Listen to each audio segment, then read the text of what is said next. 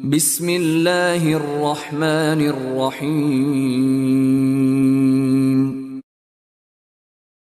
Alhamdulillahirabbil alamin wassalatu wassalamu ala asyrafil mursalin nabiyina wa maulana Muhammadin wa ala alihi wa sahbihi ajma'in.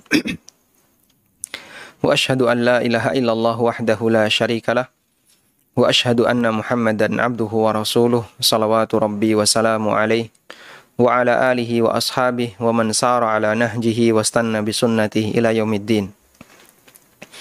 Alhamdulillah, puji syukur kita haturkan kehadirat Allah Azza wa Jal. Dialah zat yang memudahkan kita untuk bisa belajar bersama meskipun melalui daring.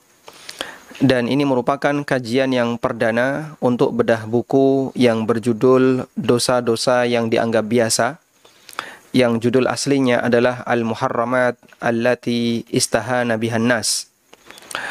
Sesuatu yang diharamkan dalam syariat yang diremehkan oleh masyarakat. Buku ini ditulis oleh Syekh Muhammad bin Shalih Al-Munajjid hafizahullah ta'ala, ulama yang sangat masyhur yang kita kenal, termasuk salah satu di antara ulama yang produktif dalam menulis berbagai macam karya, dan beliau merupakan founder islamqa.info, fatwaislam.info. Kajian ini diselenggarakan oleh Komunitas Kajian Ummahat Yogyakarta KUY dan disiarkan secara live melalui ANB Channel dan fanpage Aminur Bais. Baik, kita akan membahas buku ini dengan insyaallah nanti akan dibantu oleh kru, akan ditampilkan buku ini. Mungkin dalam kesempatan ini belum bisa, tapi insyaallah akan ada media sehingga memudahkan bagi para pemirsa untuk turut menyimak. Tentang perbuatan dosa.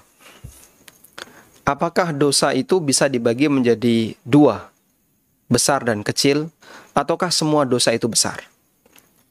Ulama berbeda pendapat dalam masalah ini. Jumhur ulama mengatakan, dan itu merupakan pendapat jumhur Ahlussunnah, bahwa dosa dibagi menjadi dua. Minhas shaghair wa minha kabair. Ada dosa kecil, as-shaghair, dan ada dosa besar. Bahkan Imam Ibnul Qayyim menyatakan bahwa ijma' Ahlussunnah membagi dosa menjadi dua. Dalam kitab beliau Madarijus Salikin, beliau rahimahullah mengatakan, "Wadz-dzunubu tanqasimu ila shaghair wa kabair. Binassil Qur'ani was sunnati wa ijma'is salafi wa bil i'tibar." Dosa terbagi menjadi dua, ada shaghair, ada kabair, ada dosa kecil dan ada dosa besar. Berdasarkan dalil dari Al-Qur'an, hadis, ijma' as-salaf, ijma' para sahabat, wabil i'tibar, demikian pula berdasarkan kias. Dan di antara dalil yang menunjukkan bahwasanya dosa terbagi menjadi dua, minhas shaghair wa minha kabair, ada dosa kecil maupun dosa besar, adalah firman Allah yang sering kita baca ketika malam Jumat atau ketika di hari Jumat, yaitu yang ada di surat Al-Kahfi. Allah Subhanahu wa taala berfirman, "Wa wudi'al kitab fataral mujrimina mushfiqina mimma fihi wa yaquluna ya wailatana ma li hadzal kitab la yughadiru saghiratan wala kabiratan illa ahsaha." Wa wudi'al kitabu, ketika kitab itu diletakkan, yaitu kitab yang berisi catatan amal. Fataral mujrimina mushfiqin, maka engkau akan lihat al-mujrimun, orang-orang yang berbuat dosa, orang-orang kafir, orang-orang munafik, orang-orang fasik, mushfiqina mimma fihi, mereka ketakutan dengan isi kitab itu. Sehingga mereka ketakutan terhadap kitab yang mereka tulis sendiri sewaktu mereka hidup di dunia. Karena ketika kita hidup ini, sejatinya kita sedang menulis sebuah buku. Kita sedang menulis sebuah buku yang nantinya akan kita baca sendiri kelak di hari kiamat, yaitu buku catatan amal kita. Wa yaquluna, kemudian al-mujrimun, orang-orang yang suka berbuat dosa, baik orang kafir, orang munafik, maupun orang fasik, mereka mengatakan, ya wailatana ma li hadzal kitab, Duhai kami, mali hadzal kitab. Kitab apakah ini? La yughadiru saghiratan wala kabiratan illa ahsaha. Enggak ada satupun yang ditinggalkan, baik saghiratan, baik dosa kecil, wala kabiratan maupun dosa besar, illa ahsaha, kecuali tercatat di dalamnya. Sehingga ini menunjukkan bahwasanya semua perbuatan manusia yang dilakukan di dunia dicatat dalam kitab itu. Dan kata orang kafir ini, kitab ini mencatat semua perbuatan dosa, baik yang kecil maupun yang besar. Sehingga di situ ada penyebutan saghiratan wala kabiratan, merupakan dalil bahwasanya perbuatan dosa ada yang kecil dan ada yang besar. Dan tadi kita sampaikan ini merupakan pendapat jumhur ahlu sunnah. Kemudian Allah Subhanahu wa taala juga berfirman di surat An-Nisa ayat 31. Allah mengatakan, in tajtanibu kaba'ira ma tunhauna anhu nukaffir ankum sayyi'atikum wa nudkhilkum mudkhalan karima. In tajtanibu kaba'ira ma tunhauna an. Kalau kalian menjauhi kabair, dosa-dosa besar, ma tunhauna, yang kalian dilarang untuk melakukannya, nukaffir ankum sayyi'atikum, maka akan aku hapuskan dosa-dosa kalian yang kecil. Sayyi'at di sini adalah dosa kecil. Maka dalam satu ayat ini Allah menyebut ada dua jenis dosa, kabair dan sayyi'at. Kabair maknanya adalah dosa besar, sayyi'at maknanya adalah dosa kecil. Al-Qurtubi mengatakan, lamma naha ta'ala fi hadhihi surah an athami hiya kabairu wa 'ada 'ala ijtinabiha at-takhfifa minas saghair. Ketika Allah Ta'ala menyebutkan dalam surat ini berbagai macam dosa yang statusnya dosa besar, lalu Allah Subhanahu wa Ta'ala menjanjikan, kalau kalian tinggalkan dosa-dosa besar itu, maka Allah akan berikan keringanan untuk dosa kecil, di mana untuk jenis dosa kecil ini manusia hampir tidak bisa meninggalkannya. Semua melakukannya. Sehingga Allah Subhanahu wa taala berikan keringanan untuk bagian dosa kecil dengan syarat kalian meninggalkan dosa besar. Dan itulah janji Allah yang disebutkan oleh Allah di surat An-Nisa ayat 31. Nah, sehingga ayat ini menunjukkan bahwasanya dosa dibagi menjadi dua. Yang pertama adalah dosa kecil dan yang kedua dosa besar. Kemudian sebagian ulama mengatakan, tadi kita sampaikan pendapat jumhur ahlu sunnah, tapi menurut Ibnu Qayyim, ijma' ahlu sunnah. Namun ada sebagian ulama mengatakan bahwa di sana ada, bahwa semua bentuk dosa, perbuatan dosa adalah dosa besar. Semua perbuatan dosa adalah besar. Sehingga yang namanya maksiat, maksiat. Namanya dosa itu dosa. Sehingga tidak bisa kita sebut ini dosa kecil, ini dosa besar. Semuanya besar. Ya. Di antara mereka ada yang mengatakan, la tanzur ila sigharil ma'asi, walakin inzur ila 'azamati man ta'si. Jangan kau lihat kecilnya perbuatan yang kamu lakukan, kecilnya dosa yang kamu lakukan. Walakin inzur, namun perhatikanlah, ila 'azamati man ta'si, keagungan zat yang engkau bermaksiat kepadanya. Perhatikanlah keagungan zat, yaitu Allah Azza wa Jal, di mana engkau bermaksiat di hadapannya. Sehingga perbuatan maksiat semuanya azim, semuanya adalah perkara besar. Tidak bisa dibagi menjadi dosa kecil maupun dosa besar. Namun pendapat ini adalah pendapat yang lemah, karena pembagian dosa menjadi dua, ada yang besar, ada yang kecil, dilihat dari beberapa sudut pandang. Di antaranya masalah pengaruhnya, ancaman dan hukumannya, termasuk juga sudut pandang efek sampingnya, dan seterusnya. Sehingga melihat dari beberapa faktor berarti menunjukkan bahasanya antara dosa satu dengan dosa yang lain kualitasnya berbeda-beda. Ada dosa yang hukumannya sangat keras. Ada dosa yang hukumannya di bawahnya lagi, dan begitu seterusnya. Tayyib. Selanjutnya, lalu apa yang dimaksud dengan definisi dosa besar? Dan bagaimana jumlahnya? Mengenai definisi dosa besar, ulama berbeda pendapat. Demikian pula tentang batasannya. Namun ada yang mengatakan bahwa dosa besar jumlahnya sekian. Ada yang menyebut 7 dosa besar. Ada yang menyebut dosa besar jumlahnya 70. Dan ada yang mengatakan 700. Dan sebagian ada yang mengatakan dosa besar itu jumlahnya sangat banyak. Sehingga dari sisi jumlah, ulama berbeda pendapat dalam menyebutkan angka. Dan yang lebih tepat adalah bahasanya tentang batasan jumlah dosa besar, itu tidak bisa kita sebutkan nilai angkanya. Kenapa? Karena perbuatan dosa, meskipun efek sampingnya itu berbeda-beda, namun yang kecil juga bisa berubah jadi besar karena faktor yang lain. Contohnya apa, Pak? Ketika dosa kecil itu tidak ada niat untuk ditaubati, sehingga dipertahankan untuk tetap dilakukan.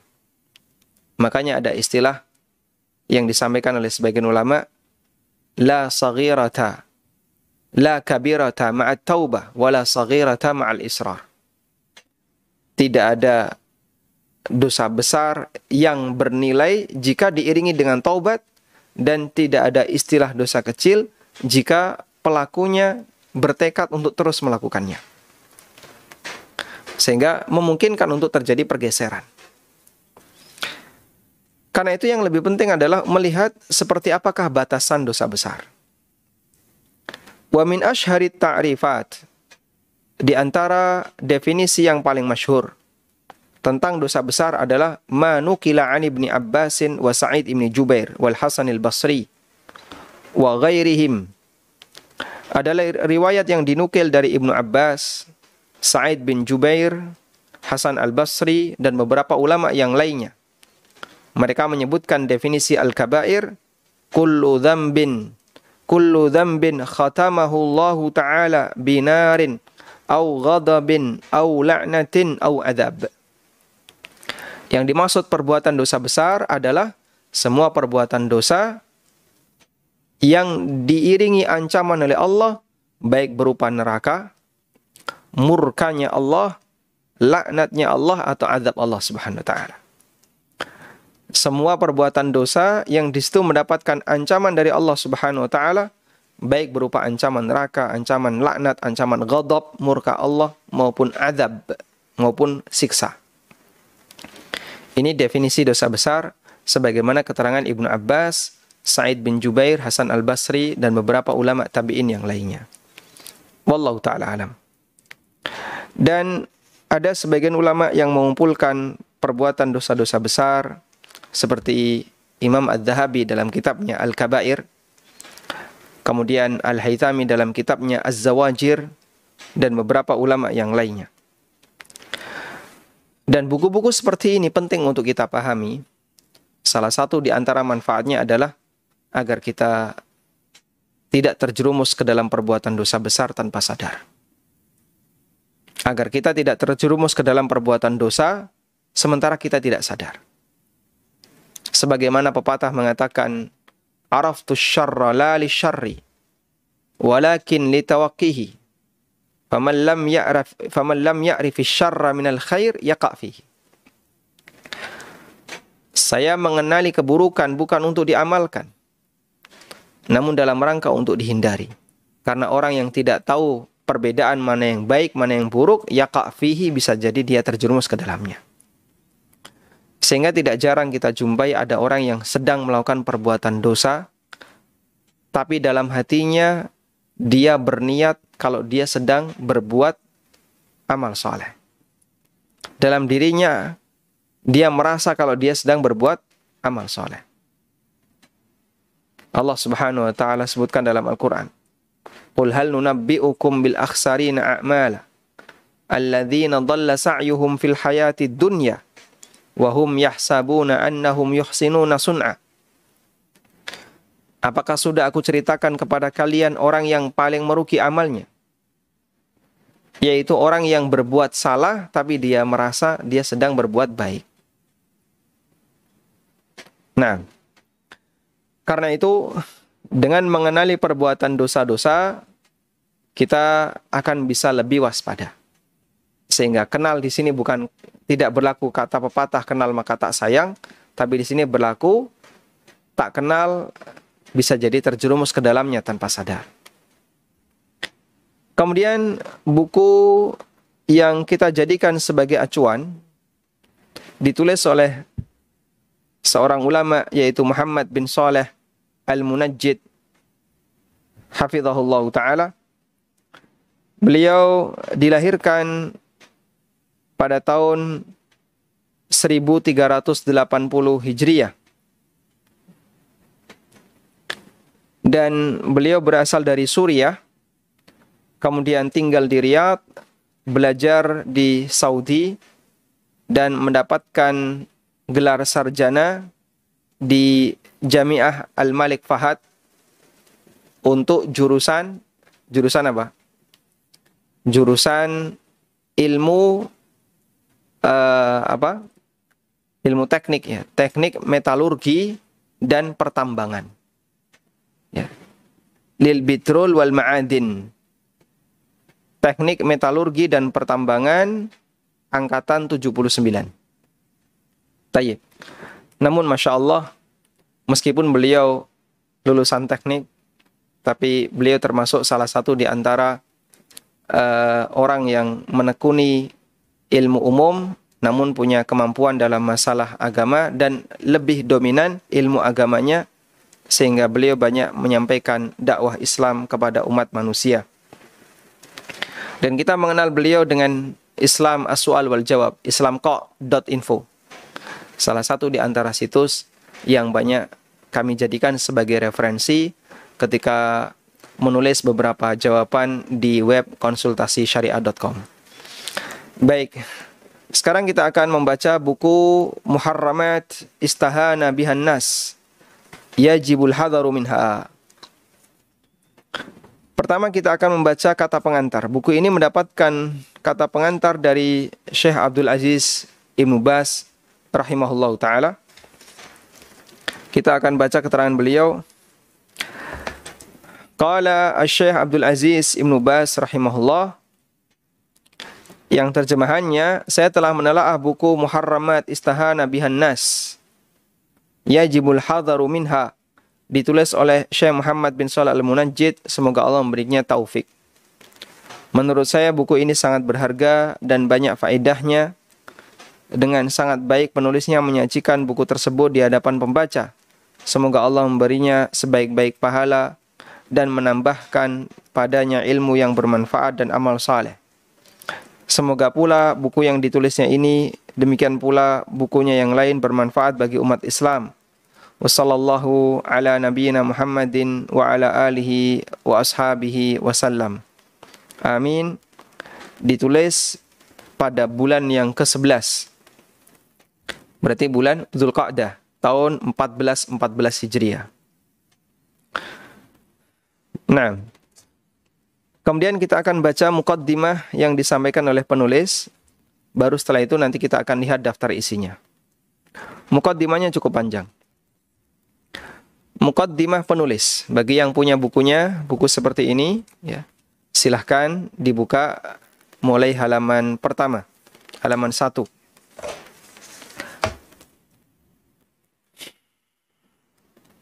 Alhamdulillah, nahmaduhu wa nasta'inuhu wa nastaghfiruh, wa na'udzu billahi min syururi anfusina wa sayyiati a'malina. May yahdihillahu fala mudhillalah wa may yudlil fala hadiyalah. Wa ashhadu an la ilaha illallah wahdahu la syarikalah. Wa ashhadu anna Muhammadan abduhu wa rasuluh, amma ba'du. Sesungguhnya Allah Subhanahu wa ta'ala mewajibkan beberapa kewajiban yang tidak boleh diabaikan dan memberikan beberapa ketentuan yang tidak boleh dilampaui, dan mengharamkan beberapa hal yang tidak boleh dilanggar. Dan itulah 3 kata kunci makna syariat. Syariat itu isinya hanya 3 ini. Pertama, kewajiban yang tidak boleh diabaikan. Kedua, larangan yang tidak boleh dilanggar. Yang ketiga adalah batasan dan ketentuan yang tidak boleh dilampaui. Pertama perintah, yang kedua larangan, yang ketiga batasan. Batasan itu contohnya apa? Batasan contohnya misalnya syarat-syarat sholat, rukun sholat, bagaimana tata cara ibadah A, ibadah B, apa saja larangannya di sana, dan seterusnya. Nah, itulah yang dimaksud dengan al-hudud. Termasuk aturan dalam muamalah, bagi waris, cara bagi waris seperti apa, jatahnya berapa saja, itulah al-hudud. Nabi SAW bersabda, "Ma ahallallahu fi kitabihi fawwa halalun, wa ma harrama fawwa haramun, wa ma sakata anhu fawwa afiyah, faqbalu minallahil afiyah, fa innallaha lam yakun nasiyah." Thumma tala hadhil ayah, wa ma kana rabbuka nasiyah. Apa yang dihalalkan oleh Allah dalam kitabnya, maka itu halal. Apa yang dia haramkan, maka itu haram. Dan apa yang dia diamkan, artinya tidak ada keterangan dari Allah, fahuwa afiyah, maka itu kelonggaran. Faqbalu minallahil afiyah, karena itu terimalah kelonggaran dari Allah Subhanahu wa taala. Fa innallaha lam yakun nasiyah, karena Allah Subhanahu wa taala tidaklah lupa. Allah tidak lupa dengan aturan ini. Oh, ini belum diatur, barangkali Allah lupa. Subhanallah, dari ucapan seperti ini. Allah tidak lupa. Wa ma kana rabbuka nasiyah, Rabbmu tidaklah lupa. Ada di surat Maryam ayat 64. Tayyib. Sehingga dalam masalah halal haram, acuannya adalah wahyu Allah Subhanahu wa taala. Manusia tidak boleh ikut campur di sana. Dan ada sebagian yang di situ tidak dijelaskan oleh Allah. Sakata anhu, Allah mendiamkannya, dalam arti Allah tidak memberikan penjelasan. Fahuwa afiyatun, maka statusnya adalah afiyah. Kelonggaran dari Allah Subhanahu wa taala. Perkara yang diharamkan adalah ketentuan-ketentuan yang ditetapkan oleh Allah. Allah berfirman, tilka hududullah fala taqrabuha.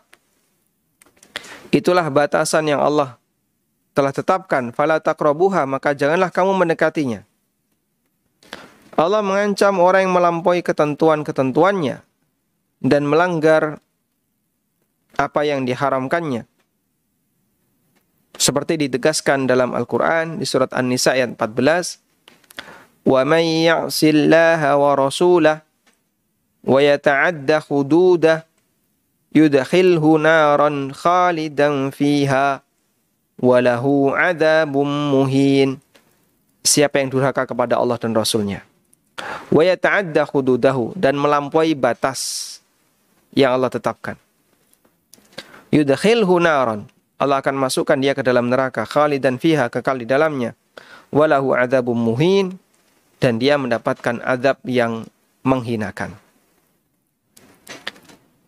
Menjauhi hal-hal yang diharamkan hukumnya adalah wajib. Hal itu berdasarkan sabda Rasulullah SAW, ma nahaitukum anhu fajtanibuhu, wa ma amartukum bihi faf'alu minhu mastata'tum. Apa yang aku larang kepada kalian, maka jauhilah. Wa ma amartukum bihi, dan apa yang aku perintahkan kepada kalian, faf'alu minhu mastata'tum, maka kerjakanlah semampu kalian.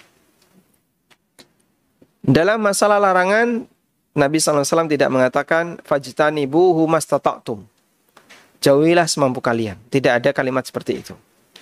Tapi untuk perintah ada kalimat faf'alu minhu mastata'tum, kerjakan semampu kalian. Kenapa dalam larangan tidak ada mastata'tum, tidak dikaitkan dengan kemampuan? Karena meninggalkan larangan itu kan sama dengan tidak melakukan apapun. Jangan lakukan itu, berarti dia diam saja, itu sudah tidak melakukan itu. Jangan lakukan A, lalu dia diam saja. Sehingga dia tidak melakukan A, B, C, D, E, F. Dia nggak melakukan apapun. Maka dia sudah dianggap telah menjauhi apa yang dilarang. Sebaliknya, kalau mengerjakan sesuatu dikaitkan dengan kemampuan. Karena mengerjakan sesuatu itu kan berarti mengkaryakan sesuatu.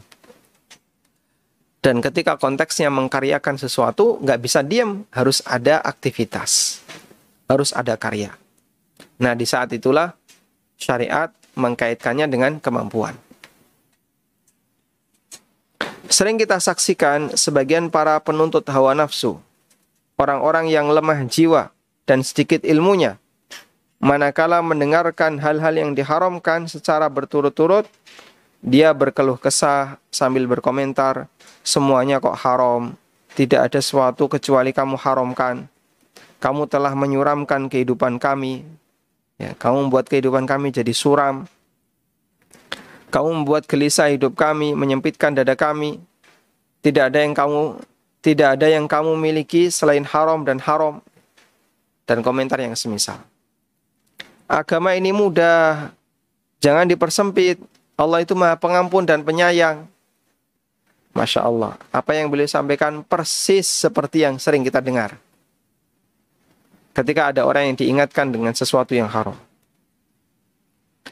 Dikit-dikit kok haram, dikit-dikit tidak boleh, dikit-dikit dilarang. Untuk menjawab ucapan mereka, kita katakan sebagai berikut. Sesungguhnya Allah Subhanahu wa Ta'ala menetapkan hukum menurut kehendaknya. Tidak ada yang dapat menolak ketetapannya. Allah Maha Bijaksana lagi Maha Mengetahui. Dia menghalalkan apa yang telah Dia kehendaki dan mengharamkan apa yang Dia kehendaki.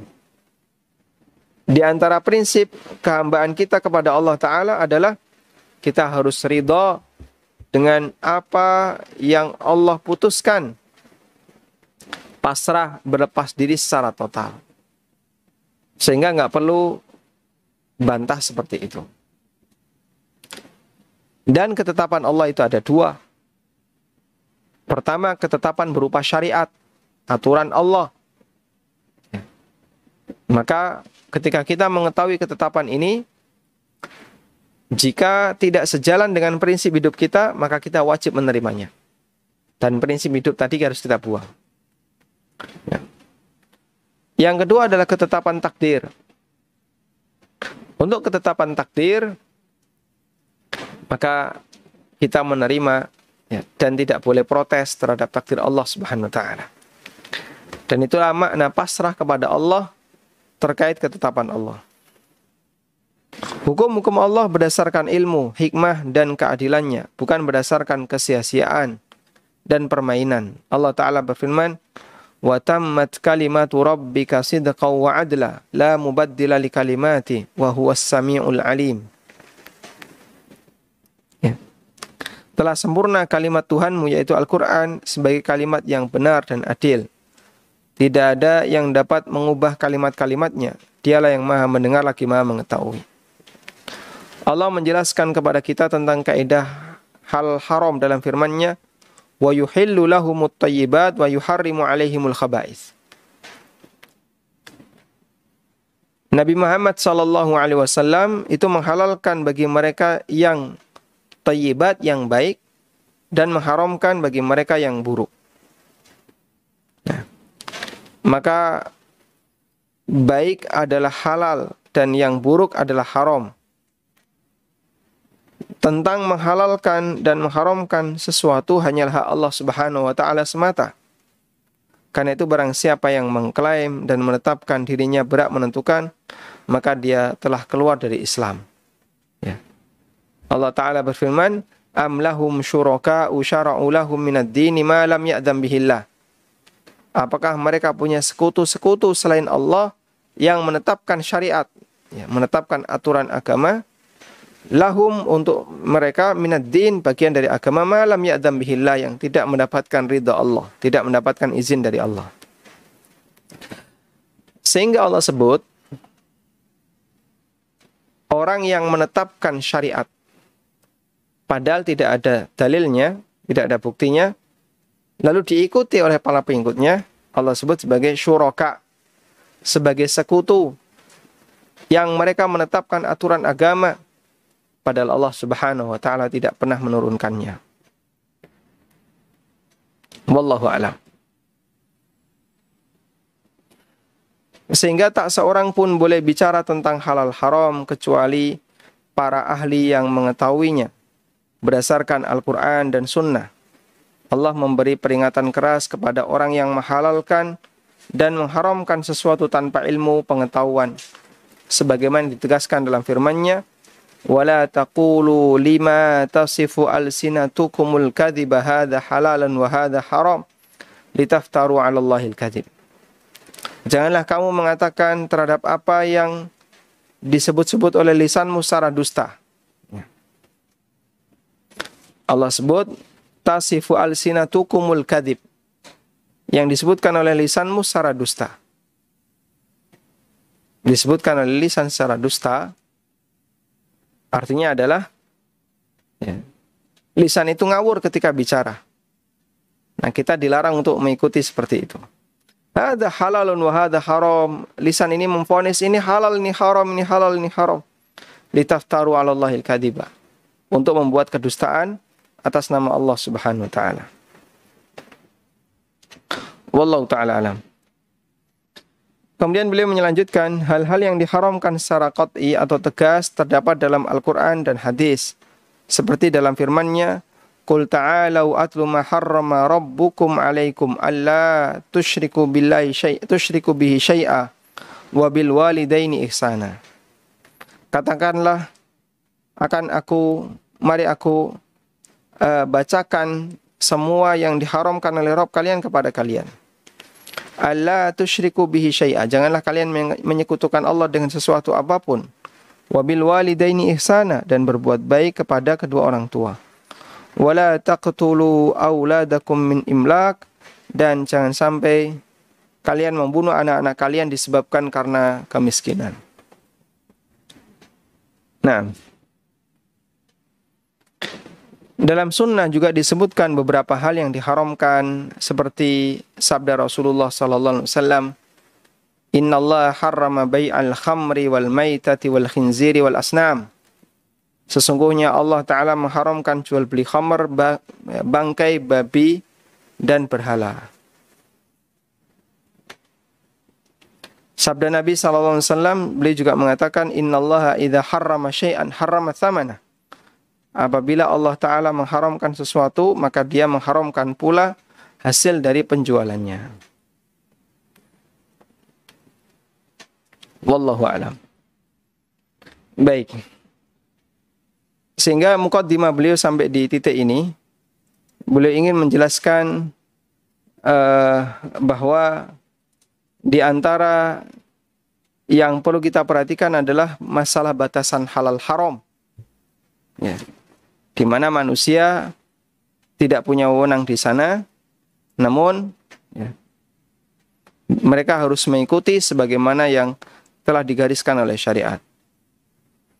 Nah, dalam sebagian nas terkadang disebutkan pula beberapa jenis yang diharamkan, seperti makanan yang dirincikan oleh Allah Ta'ala dalam firman-Nya di surat Al-Ma'idah ayat 3. Hurrimat alaikumul maitatu waddamu walahmul khinzir wa ma uhilla li ghairillahi bihi, dan seterusnya. Yang itu semuanya adalah jenis-jenis binatang yang haram dimakan. Termasuk juga bangkai dari binatang halal.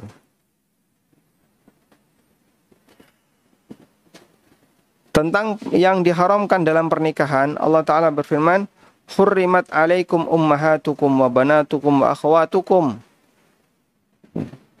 Diharamkan bagi kalian untuk mengawini ibu-ibu kalian. Maksudnya dalam menikah. Dengan ibu, dengan putri, dengan saudari, dengan paman, atau dengan bibik dari ayah, dengan khal berarti bibi dari ibu, wa banatul akhi dan putri dari saudara, maksudnya adalah keponakan. Sampai akhir ayat. Sehingga di sini Allah menetapkan batasan. Ini enggak boleh kau nikahi, ini enggak boleh kau nikahi. Itulah yang dimaksud dengan hududullah. Dalam hal usaha Allah juga menyebutkan hal-hal yang diharamkan. Misalnya riba Allah haramkan. Wa ahallallahu al-bai'a wa harrama riba. Kemudian Allah yang Maha Pengasih terhadap hambanya menghalalkan untuk hal-hal yang baik dan tidak menguntungkan, yang tidak terhitung banyaknya dan jenisnya. Oleh sebab itu Allah Ta'ala tidak memberikan rincian hal-hal yang halal dan dibolehkan, karena semua itu tidak terhitung banyaknya. Allah menerangkan secara rinci hal yang diharamkan karena dapat dihitung, sehingga kita mengetahui dan menjauhinya. Allah Ta'ala berfirman, wa qad fassala lakum ma harrama 'alaikum illa ma turirtum ilaihi. Sesungguhnya Allah telah menjelaskan kepada kamu apa yang diharamkan oleh Allah atasmu kecuali yang terpaksa bagimu.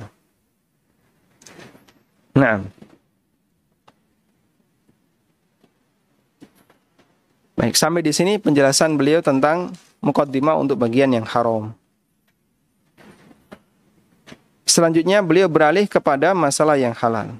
Adapun hal-hal yang dihalalkan oleh Allah, maka Allah menerangkan secara global, yakni selama hal itu merupakan sesuatu yang baik.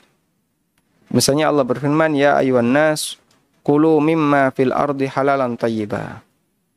Ya ayuhan nas, wahai sekalian manusia, makanlah mimma fil ardi, apa yang ada dari bumi, halalan tayyiba, ya, dengan halal lagi baik. Sehingga Allah Ta'ala halalkan sesuatu tapi sifatnya global. Karena yang halal lebih banyak dibandingkan yang haram. Nah,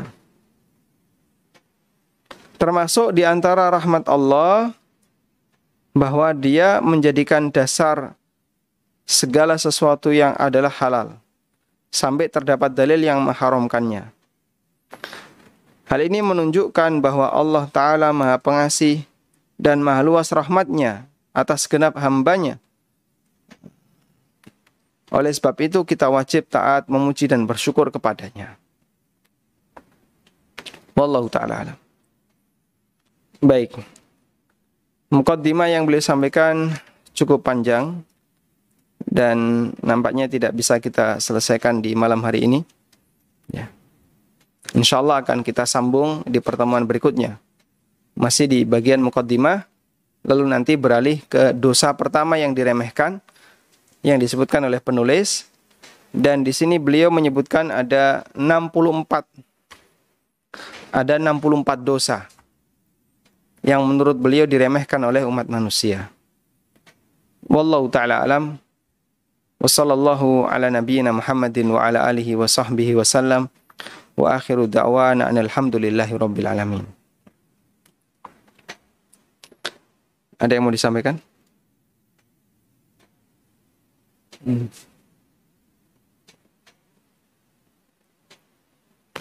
Pertanyaan, silakan.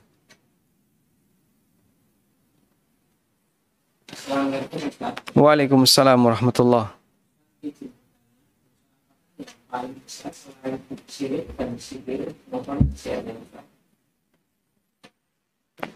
Dosa apa yang paling besar selain syirik dan sihir? Syirik dan sihir yang disebutkan. Ada banyak dosa yang lebih besar dibandingkan syirik. Misalnya dosa kemunafikan. Makanya Allah Subhanahu wa taala menaruh hukuman bagi orang munafik, innal munafiqina fid darkil asfar. Munafik itu berada di tingkatan yang paling dasar dari neraka. Sehingga ada sebagian yang mengatakan ini lebih besar dibandingkan kufur biasa. Karena masalah efek sampingnya yang merusak kaum muslimin. Wallahu alam. Baik, itu yang bisa kita sampaikan. Semoga bermanfaat. Wassallallahu ala nabiyyina Muhammadin wa ala alihi wa sahbihi wa sallam. Wa akhiru da'wana alhamdulillahi rabbil alamin. Subhanakallahumma wa bihamdika asyhadu an la ilaha illa anta astaghfiruka wa atubu ilaik. Wassalamualaikum warahmatullahi wabarakatuh.